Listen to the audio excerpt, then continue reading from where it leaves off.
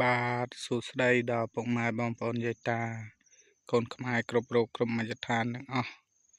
នេះជាទស្សនវិជ្ជានៅលើកំពូលភ្នំមើលទៅឃើញឡំហ្នឹងបងប្អូន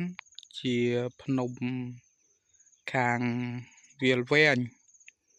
ភ្នំខាងវាលវែងវិញហើយហ្នឹងហើយមើលទៅឃើញវាលឃើញភ្នំឡំហ្នឹងនេះទេសភាពលើកំពូលភ្នំ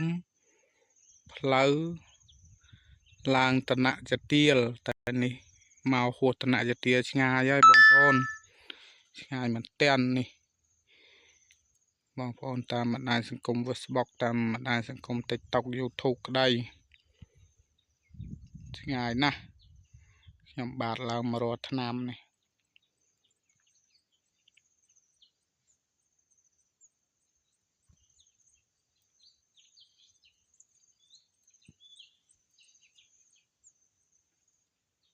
ទស្សនវិជ្ជាលើកំពូលភ្នំមួយកន្លែង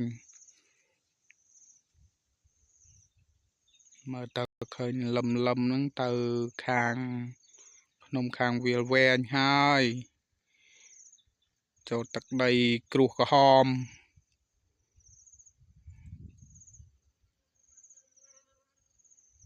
ហើយនេះជាលើកំពូលភ្នំធំបងប្អូនទៅកំពូលភ្នំធំ